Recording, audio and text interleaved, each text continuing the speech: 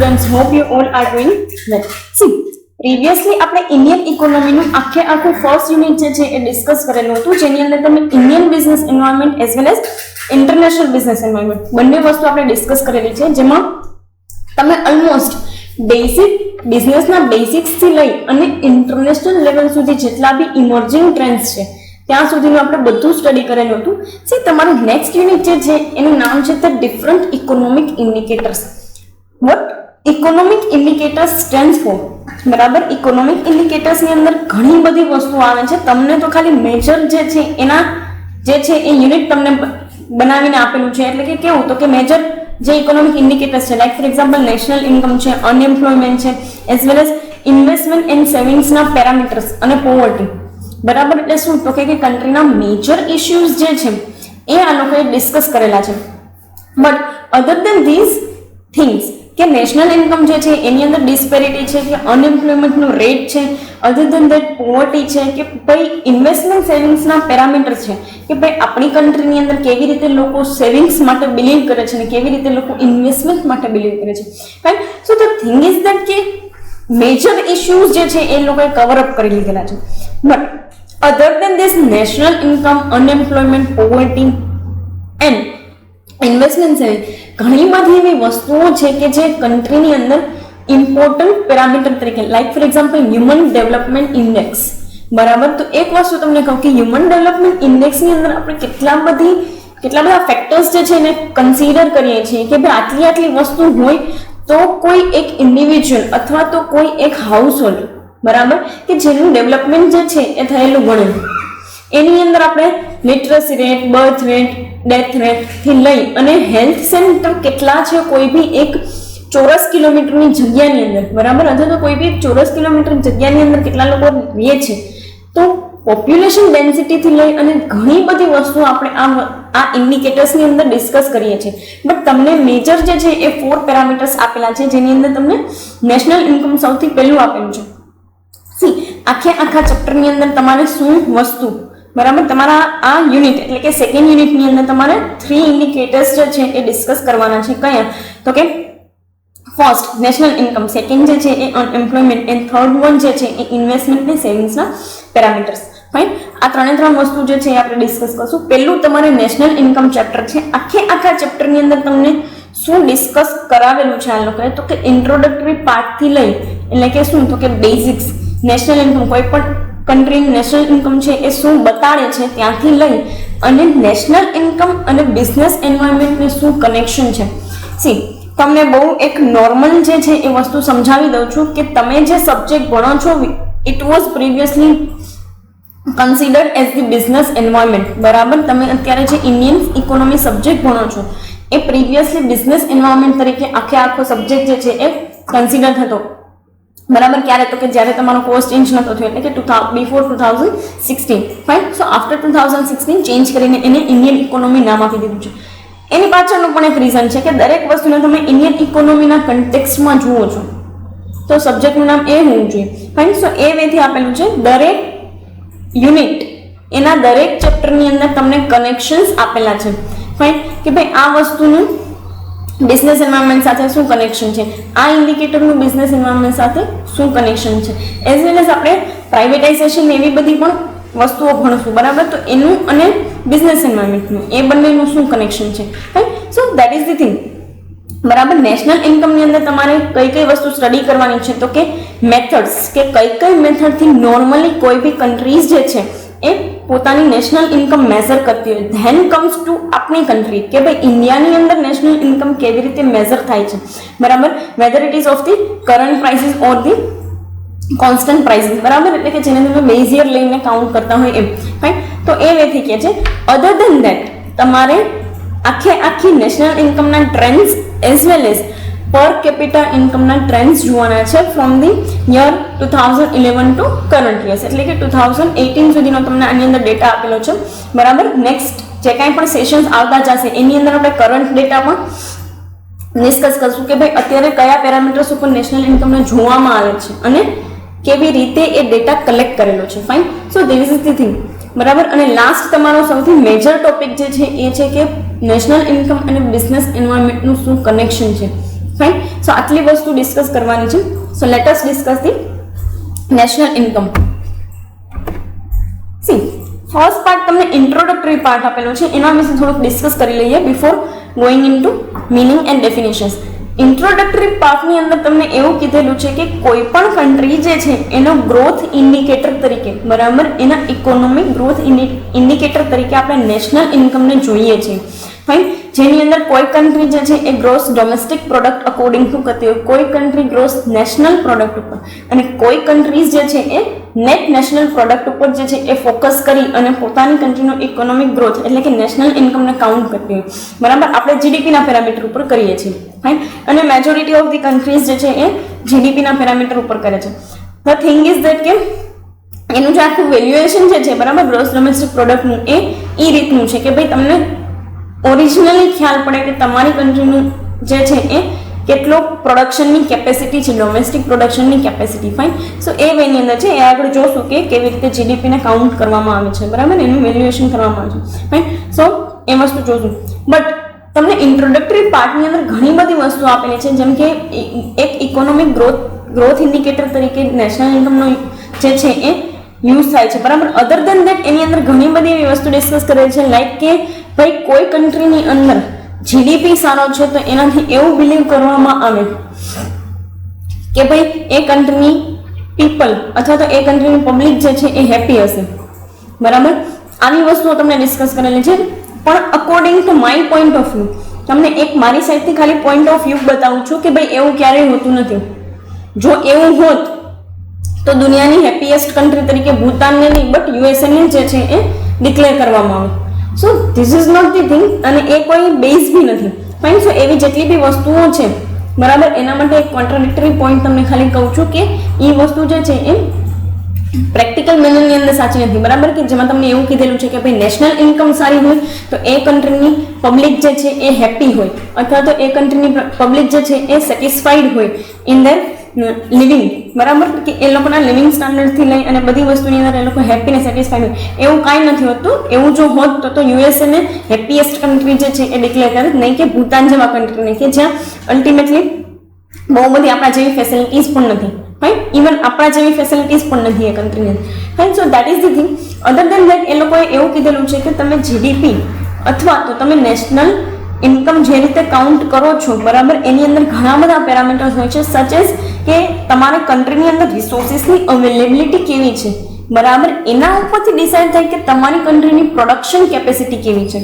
કેમ કે જ્યાં સુધી તમારી પોતાની પાસે રિસોર્સિસ નથી, પ્રોડક્શન કેપેસિટીનો તો તમે સવાલ જ નથી આવતો, બરાબર. અને પ્રોડક્શન કેપેસિટી નથી તો પછી ઇમ્પોર્ટ એક્સપોર્ટની કંઈ વાત નથી આવતી. ફાઇન. સો એ વેની અંદર તમને કીધેલું છે કે ભાઈ કોઈ પણ કન્ટ્રીની નેશનલ ઇન્કમને ઘણા બધા પેરામીટર્સ, ઘણા બધા ફેક્ટર્સ જે છે અફેક્ટ કરતા હોય. કેવા? તો કે ભાઈ કન્ટ્રીની અંદર રિસોર્સિસની અવેલેબિલિટી, બરાબર, કેટલી સ્પીડથી એ રિસોર્સિસને તમે યુટિલાઇઝ કરો છો, કેટલા ઓપ્ટિમમલી એ રિસોર્સિસને યુટિલાઇઝ કરો છો, એઝ વેલ એઝ કેવું તમારું મેનેજમેન્ટ છે ઇન ટર્મ્સ ઓફ કે તમે કેવી રીતે પ્રોડક્ટ જે છે માર્કેટની અંદર પહોંચાડો છો, in terms of supply chain, બરાબર. કે તમે કેવી રીતે બહારના માર્કેટ, ઇન્ટરનેશનલ માર્કેટને ટેપ કરો છો.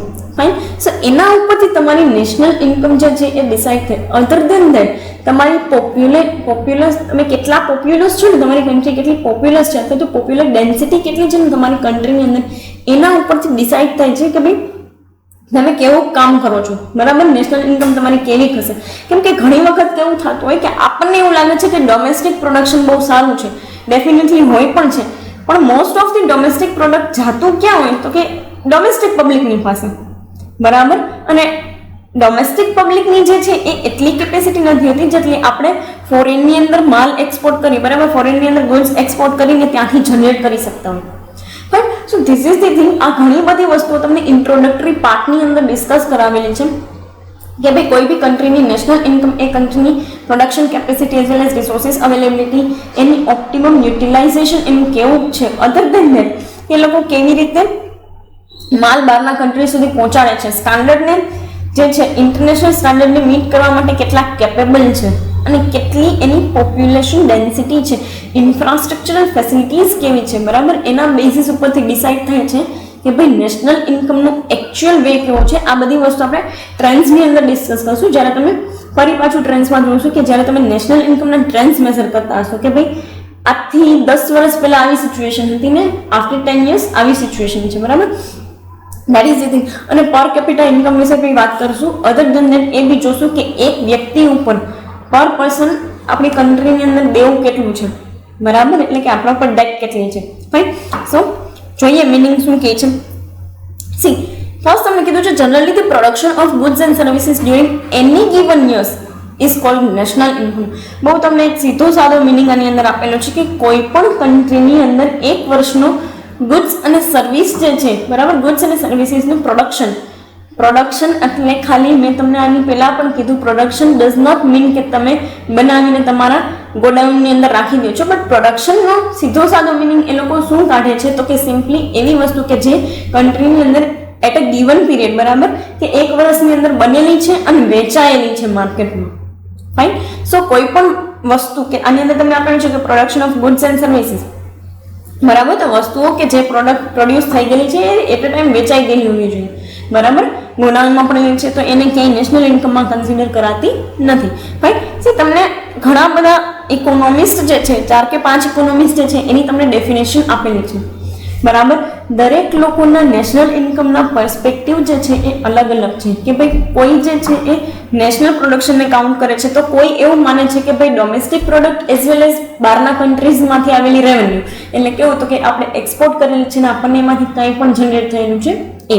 રાઈટ. સો દરેક ઇકોનોમિસ્ટ જે છે એ પોતપોતાના ડિફરન્ટ પેરામીટર્સ ઉપર જે છે એને ડેફિનેશન આપેલી છે. જોઈએ professor Jahangir and Singh giving the definition of national production. એક વસ્તુ તમે સમજો કે જે નીચે તમને 3 ડેફિનેશન આપેલી છે એ નેશનલ ઇન્કમની છે. પ્રોફેસર જહાંગીર અને સિંઘે જે ડેફિનેશન આપેલી છે એ નેશનલ પ્રોડક્શનની ડેફિનેશન છે. Fine. So let us discuss the flow of manufacturing of goods and services in any given year is obtained by any society is called national income or national production. બરાબર. એ કઈ વસ્તુને national production કહે છે તો કે આપણે ઉપર જે સીધો સાદો મિનિંગ સમજા, બરાબર, એને જ એ લોકોએ શું કીધું તો કે the flow of manufacturing of goods and services, બરાબર. ઉપર આપેલું છે તમને પ્રોડક્શન, આની અંદર એ બંને ભાઈઓ શેની વાત કરે છે તો કે simply flow of manufacturing of goods and services, એટલે કે તમે કેટલી સ્પીડીલી જે છે ને ગુડ્સ એન્ડ સર્વિસીસ તમારી કન્ટ્રીની અંદર વિથ યોર અવેલેબલ રિસોર્સિસ અને એ બી ઓપ્ટિમમ યુટિલાઇઝેશન સાથે બનાવી શકો છો ને એને કન્ટ્રીની નેશનલ ઇન્કમ કહેવાય છે, બરાબર. કોઈ પણ એક વર્ષની અંદર કેટલા ફ્લોથી તમે મેન્યુફેક્ચર કરી શકો છો ગુડ્સને અથવા તો સર્વિસીસને અને લોકો સુધી પહોંચાડી શકો છો, that is called as national production or national income. એક વસ્તુ તમને કહી દઉં છું કે પ્રોડક્શનના કન્ટેક્સમાં ખાલી ગુડ્સ નહીં બટ ગુડ્સ એન્ડ સર્વિસીસ. મેં તમને આની પહેલા પણ કીધું હતું કે ગુડ્સ એવી વસ્તુ છે કે જેનું પ્રોડક્શન તમે અત્યારે કરી અને ફ્યુચરની અંદર તમે એની ડિલિવરી કરી શકો છો, જ્યારે સર્વિસીસ શું છે તો કે it is in the intangible format, એટલે અત્યારે જ એનું પ્રોડક્શન થઈ જાય છે અને અત્યારે જ એની ડિલિવરી પણ થઈ જાય છે અને અત્યારે જ એ કોઈ પણ પર્સન થ્રુ અક્વાયર થઈ જાય છે. ફાઇન, બરાબર. સો ધીસ ઇઝ ધી થિંગ કે ગુડ્સ અને સર્વિસીસ બંનેને પ્રોડક્શનની અંદર લેવામાં આવે છે. પ્રોડક્શન એટલે ખાલી ગુડ્સ નહીં. ફાઇન.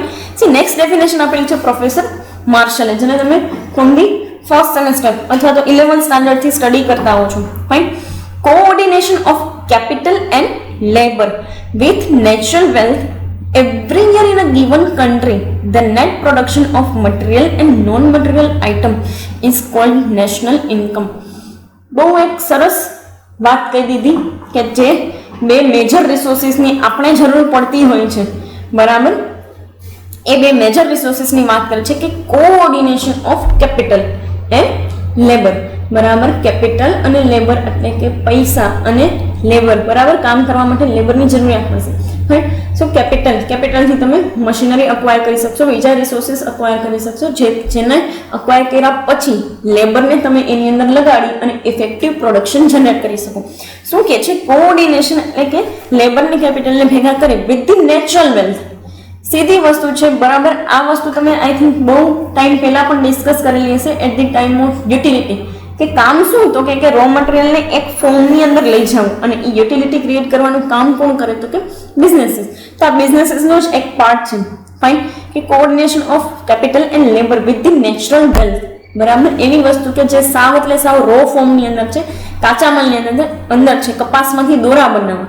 તો એ શું થઈ ગયું તો કે સિમ્પલી તમે જે કાંઈ પણ નેચરલી જે એગ્રીકલ્ચર આઉટપુટ છે એને તમે કેપિટલ અને લેબરના રિસોર્સિસ સાથે કોઓર્ડિનેટ કરી અને જે કાંઈ પણ છે એ થ્રેડ મેન્યુફેક્ચરિંગ કરો છો. Fine. So this is the thing. Natural wealth every year, દરેક વર્ષની અંદર એક કન્ટ્રીની દરેક યરની અંદર એક કન્ટ્રીની જે કાંઈ પણ પ્રોડક્શન છે યરલી, બરાબર, ધ નેટ પ્રોડક્શનની વાત કરે છે of material and non material item. Material એટલે એવી વસ્તુઓ કે જેને તમે ગુડ્સ કહો છો, ને non material are the services, બરાબર, non material are the services. Fine. Services item is called national income. એક વસ્તુ તમે જોઈ શકો કે આ લોકો નેશનલ ઇન્કમની અંદર પ્રોડક્શનને જ એટલે કે વિથ ડોમેસ્ટિક રિસોર્સિસ જે કાંઈ પણ વસ્તુ બનાવવામાં આવે ને એને આ લોકો નેશનલ ઇન્કમ અથવા તો નેશનલ પ્રોડક્શન તરીકે કન્સિડર કરે છે. ચલો આગળ બી ડેફિનેશન જોઈએ કે ભાઈ બીજા બંને ઇકોનોમિસ્ટે કેવી રીતે ડેફિનેશન આપેલી છે. ડેફિનેશન ઓફ પ્રોફેસર ફિશર, બરાબર, ફિશરને પણ તમે સ્ટડી કરતા આવ્યા છો. During any given year the direct consumption of goods and services by the people of country that consumption itself is national income. બરાબર, કોઈ પણ કન્ટ્રીની અંદર એક વર્ષના ટાઈમ પીરિયડની અંદર તમે એક કન્ટ્રીની પબ્લિક જે છે એ જેટલા પણ ગુડ્સ અને સર્વિસીસને કન્ઝ્યુમ કરે છે એ ગુડ્સ અને services itself is the national income. સીધી વસ્તુ છે, આજે હું અને તમે આપણે બધાય જે છે એ જ કન્ઝમ્પશન બનાવીએ છીએ અને હું અને તમે આપણે બધાય લોકો જે છે એ જ નેશનલ ઇન્કમ પણ બનાવીએ છીએ. સીધી વસ્તુ છે. આપણે માર્કેટમાંથી કોઈ બી વસ્તુ લઈએ છીએ તો ગવર્મેન્ટ માટે તો એ તમામ વસ્તુ શું છે તો કે રેવન્યુ. ફાઇન. સો ગવર્મેન્ટ માટે એ શું તો કે રેવન્યુ છે. અને આ જ રેવન્યુ, આ જ વસ્તુ કે જે આપણે માર્કેટની અંદર as a part of the liquidity કે as a part of the money generate કર્યું છે, એ જ વસ્તુ અલ્ટિમેટલી આપણા નામે એટલે કે પર કેપિટા ઇન્કમની અંદર ડિવાઈડ કરવામાં આવશે કે ભાઈ પર હેડ જે છે એ લોકોની ઇન્કમ આટલી છે. Fine. So this is the thing. તો એ વેની અંદર ફિશર શું કહેવા માંગે છે તો કે આપણે જે વસ્તુ કન્ઝ્યુમ કરીએ છીએ એટલે કે કોઈ પણ એક નેશનની પબ્લિક, સી આમાં ક્યાંય તમે એક વસ્તુ જો કે કોઈ પણ વ્યક્તિ ફોરેન કન્ટ્રીઝના એક પણ પ્રકારના રેવન્યુની વાત નથી કરતું, બરાબર. સો આપણા કન્ટ્રીનું કન્ઝમ્પશન જે છે itself is the national income. જોઈએ પીગુ શું કહે છે, બરાબર. Definition of professor Pigou. National income is the total income of nation and income received from the outside which can be measured in money. બરાબર, આ એક જ ભાઈ એવો છે આ 5 જણામાંથી કે જે એવું કહે છે કે ભાઈ કન્ટ્રીની નેશનલ ઇન્કમ એટલે કે પબ્લિકનું કન્ઝમ્પશન એઝ વેલ એઝ કઈ વસ્તુ તો કે બહારના કન્ટ્રીઝની અંદર આપણે જે એક્સપોર્ટ કરીએ છીએ અને એમાંથી આપણને જે ઇન્કમ રિસીવ થાય છે કે જેને આપણે ઇન ટર્મ્સ ઓફ મની લઈ શકીએ, તો એ વસ્તુની વાત કરે છે કે તો એ બંનેનો સરવાળો એટલે કે બંને વસ્તુને પ્લસ કરી અને જેમ ઇન્કમ બને that is known as the national income. So fine.